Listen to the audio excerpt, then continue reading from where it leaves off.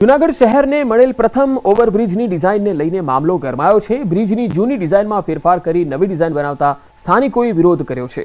બ્રિજની ડિઝાઇન પહેલા એચ આકારની હતી, જેના ઠરાવ પણ થયા હતા અને બાદમાં પદાધિકારીઓ બદલાતા જૂનો ઠરાવ રદ કરી નવી ડિઝાઇન પ્રમાણે એસ આકારના બ્રિજને મંજૂરી આપી। એસ આકારના બ્રિજને જૂની બોડીએ નામંજૂર કર્યો, જેને ફરી મંજૂરી મળતા સ્થાનિકો અને વેપારીઓમાં રોષ છે। સ્થાનિકોનું કહેવું છે કે એસ આકારના બ્રિજથી ટ્રાફિક જામની સમસ્યા સર્જાશે, ત્યારે હવે સ્થાનિકોએ પીએમને પત્ર લખીને રજૂઆત કરી છે।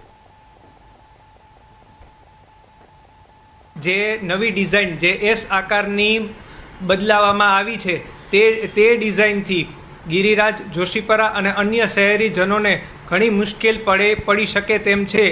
એ બાબતની રજૂઆત અમે જૂનાગઢના પદાધિકારીઓ, સાંસદ સભ્ય, ધારાસભ્ય શ્રી અને મુખ્યમંત્રી શ્રીને પણ કરેલ છે। જે એસ આકારનો ઓવરબ્રિજ બને છે, જેનાથી જનતાને ખૂબ જ મુશ્કેલીઓ થાય છે, ટ્રાફિકની સમસ્યા રહેવાની છે।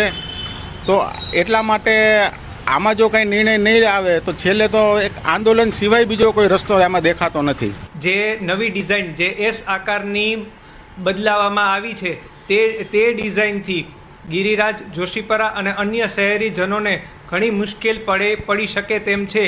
એ બાબતની રજૂઆત અમે જૂનાગઢના પદાધિકારીઓ, સાંસદ સભ્ય, ધારાસભ્ય શ્રી અને મુખ્યમંત્રી શ્રીને પણ કરેલ છે। જે એસ આકારનો ઓવરબ્રિજ બને છે, જેનાથી જનતાને ખૂબ જ મુશ્કેલીઓ થાય છે, ટ્રાફિકની સમસ્યા રહેવાની છે। તો એટલા માટે આમાં જો કંઈ નિર્ણય નહીં આવે તો છેલ્લે તો એક આંદોલન સિવાય બીજો કોઈ રસ્તો આમાં દેખાતો નથી। કલકત્તાની ઘટના બાદ સમગ્ર દેશમાં તબીબો વિરોધ કરી રહ્યા છે, ત્યારે સયાજી હોસ્પિટલમાં મહિલા તબીબોએ સુરક્ષા વધારવાની માંગ કરી। સયાજી હોસ્પિટલમાં સિક્યુરિટી ગાર્ડનો અભાવ છે, સીસીટીવી પણ બંધ હાલતમાં છે। હોસ્પિટલના જુદા જુદા વિભાગોમાં કેમેરાના હાલ બેહાલ છે, ક્યાંક તૂટેલા તો ક્યાંક અલગ દિશામાં સીસીટીવી કેમેરા છે, ત્યારે મહિલા તબીબો સુરક્ષા વધારવાની માંગ કરી રહ્યા છે।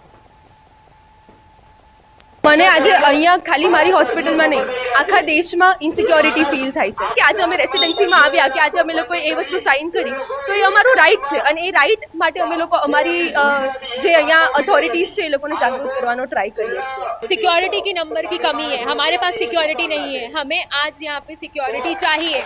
जो एक या दो लोग हैं उनसे नहीं चलेगा। बहुत सारे एरियाज, वार्ड जैसे हैं जहाँ कोई गार्ड ही नहीं है, रेजिडेंट डॉक्टर अपने ही दम पर काम कर रहे हैं। हमें सीसीटीवी कैमरास यहाँ पे वर्किंग चाहिए, ताकि अगर डॉक्टर के अगेंस्ट कोई भी वायलेंस या किसी भी के साथ थोड़ी सी छोटी सी भी घटना हो तो उसका सबूत हमारे पास होना चाहिए कि किसके द्वारा किया गया है। આ જગ્યા સીસીટીવી કેમેરાની દેખરેખ હેઠળ છે। આ બોર્ડ જે તમે જોઈ રહ્યા છો તે સયાજી હોસ્પિટલનું બોર્ડ છે અને આ બોર્ડ સામે સવાલો ઉઠી રહ્યા છે, કારણ કે તબીબો એવું કહી રહ્યા છે કે અમે પોતે આ કેમ્પસમાં સુરક્ષિત નથી। હવે ખરેખર તબીબોની વાત સાચી છે કે ખોટી તેની ચકાસણી કરવા માટે ન્યૂઝ 18 ગુજરાતીની ટીમ જે છે તે સયાજી હોસ્પિટલમાં જુદા જુદા વોર્ડમાં ફરી રહી છે। ત્યારે આજે નવજાત બાળકોની સારવારનો વિભાગ હોય છે, ત્યાંના સીધા દ્રશ્યો બતાવીશું। ડૉક્ટરોની વાત જે છે અહીંયા સાચી ઠરતી હોય તેમ લાગી રહ્યું છે, કારણ કે અહીંયા ડૉક્ટરોની સુરક્ષાની વાત તો દૂર રહી, પરંતુ સીસીટીવી કેમેરા પણ સુરક્ષિત નથી। સીસીટીવી કેમેરાના ઠેકાણા નથી અને આ કેમેરો જે છે તે હોસ્પિટલનું તંત્ર છે તેની પાસે સારવાર ઝંખી રહ્યા હોય તેમ લાગી રહ્યું છે।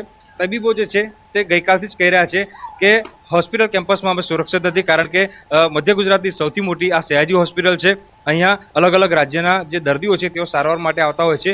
કેમ્પસમાં સુરક્ષા કર્મીઓની જે છે સંખ્યા છે તે વધારવામાં આવે, સાથે સાથે જે બંધ હાલતમાં સીસીટીવી કેમેરા છે તેને પણ ચાલુ કરવામાં આવે તેવી માંગણી કરવામાં આવી રહી છે। અને ફરી એક વખત જે સીસીટીવી કેમેરો છે તે બતાવીશું કે અહીંયા જો કોઈ ડૉક્ટર પર હુમલો થાય તો ડૉક્ટર જે છે તેના પર હુમલો કરનાર વ્યક્તિ કેવી રીતે પકડાશે એ આ સીસીટીવી કેમેરો જોઈને તમને અંદાજો આવી જશે, કારણ કે કેમેરો જે છે અત્યારે બંધ હાલતમાં છે, લટકી ગયેલો છે। હોસ્પિટલનું તંત્ર છે એના કેમેરો દેખાતો નથી, મેઇન રોડ પર આવેલો કેમેરો છે, પરંતુ તંત્ર દ્વારા આંખ આડા કાન જે છે તે કરવામાં આવતા હોય તેમ લાગી રહ્યું છે।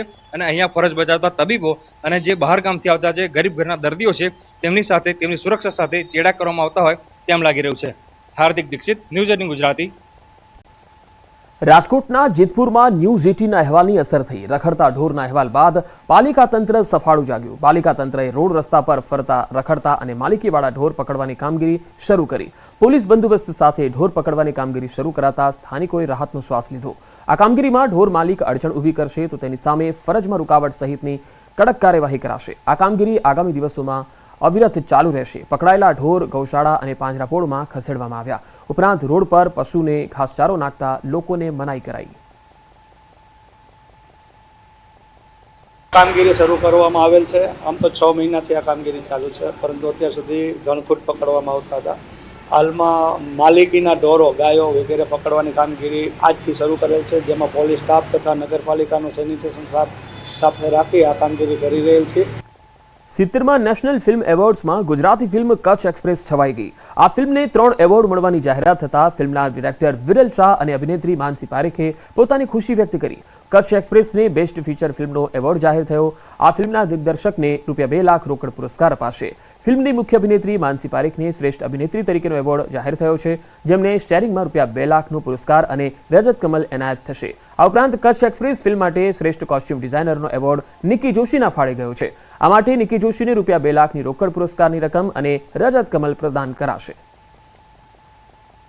અને આ અવોર્ડ પછી બસ એક બહુ જ મોટું મોટિવેશન મળ્યું છે કે હજી આવી સારી વાર્તા અમે કહેતા રહીએ, આપણી ઇન્ડિયાની વાતો કહેતા રહીએ, ઇન્ડિયન લોકોની વાતો કહેતા રહીએ, પણ એન્ટરટેનમેન્ટ ડેફિનેટલી આપતા રહીશું. Very hard for this moment. અને મોંઘીનો જે કેરેક્ટર હતો કચ્છ એક્સપ્રેસમાં, મારી માટે બહુ અલગ કેરેક્ટર હતો, કેમ કે હું સિટીની છું અને મોંઘી કચ્છના નાના ગામની છે. તો એની બોડી લેંગ્વેજથી લઈને, એની ડાયલેક્ટથી લઈને બધી જ વસ્તુ પર બહુ જ કામ કર્યું. રામ મોરીના એટલા સુંદર ડાયલોગ્સ હતા, એ બોલવામાં પણ બહુ મજા આવી. એક મહત્વપૂર્ણ ખબર આવી રહી છે. ગૃહ રાજ્યમંત્રી હર્ષ સંઘવીના પિતાનું અવસાન થયું છે. રમેશભાઈ સંઘવીનું આજે બપોરે નિધન થયું. 3 દિવસથી સુરતની ખાનગી હોસ્પિટલમાં સારવાર હેઠળ હતા અને હોસ્પિટલમાં સારવાર દરમિયાન તેમણે અંતિમ શ્વાસ લીધા. આજે સાંજે 5 વાગ્યે હર્ષ સંઘવીના નિવાસસ્થાનેથી પિતા રમેશભાઈ સંઘવીની અંતિમ યાત્રા નીકળશે. સંઘવી પરિવારના મોભીના અવસાનને પગલે મોટી સંખ્યામાં લોકો હોસ્પિટલ પહોંચ્યા હતા, જ્યાં રમેશભાઈના પાર્થિવ દેહને હોસ્પિટલથી ઘરે લઈ જવામાં આવ્યો. તો ગૃહ રાજ્યમંત્રીના નિવાસસ્થાને સુરત સીપી અનુપમસિંહ ગેહલોત, સુરત મનપા કમિશનર શાલિની અગ્રવાલ, કલેક્ટર સૌરભ પાલથી અને ગ્રામ્ય એસપી હિતેશ જોઈસર, ડીસીપી વિજય ગુર્જર સહિતના અધિકારીઓ પહોંચ્યા.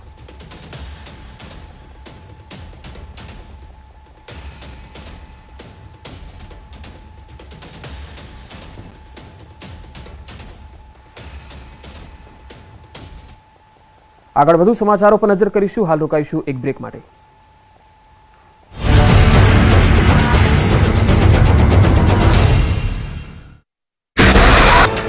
શિક્ષકોએ ગુજરાત સરકારનું ટેન્શન વધાર્યું. જૂની પેન્શન યોજના લાગુ કરવાની માંગ સાથે ગાંધીનગરમાં ધામા નાખ્યા. રાજ્યના વિવિધ જિલ્લાઓમાંથી શિક્ષકોએ ગાંધીનગરમાં કર્યો દેખાવો. શિક્ષકો જૂની પેન્શન યોજનાની માંગ પર અડગ. ખેડા જિલ્લાના 1200 શિક્ષકો આંદોલનમાં જોડાયા. ગાંધીનગરમાં શિક્ષકોએ કર્યા ઉગ્ર દેખાવ. જૂની પેન્શન યોજના લાગુ કરવા શિક્ષકો આકરા પાણીએ. સત્યાગ્રહ છાવણીમાં ધરણા પ્રદર્શન. સાબરકાંઠા જિલ્લાના શિક્ષકોએ પણ કર્યું વિરોધ પ્રદર્શન. શિક્ષકોની બદલીને લઈને પરિપત્ર જાહેર. જિલ્લામાં 2 તબક્કામાં થશે આંતરિક બદલીઓ. પ્રથમ તબક્કામાં 1 થી 22 સપ્ટેમ્બર દરમિયાન યોજાશે બદલી કેમ્પ. બીજા તબક્કામાં 28 સપ્ટેમ્બરથી 14 ઓક્ટોબરે યોજાશે વધઘટ બદલી કેમ્પ. કોલકાતામાં મેડિકલની વિદ્યાર્થીની સાથે દુષ્કર્મ અને મર્ડરના વિરોધમાં નીકળી રેલી. પશ્ચિમ બંગાળના મુખ્યમંત્રી મમતા બેનર્જી પણ વિદ્યાર્થીઓ સાથે વિરોધમાં જોડાયા. જામનગર ભાજપ મહિલા મોરચાએ કર્યું વિરોધ પ્રદર્શન. ધારાસભ્ય રીવાબા જાડેજા સહિતના મહિલા આગેવાનો જોડાયા. કોલકાતાની ઘટનાના વિરોધમાં કેન્ડલ માર્ચ યોજીને કરી ન્યાયની માંગ. Indian medical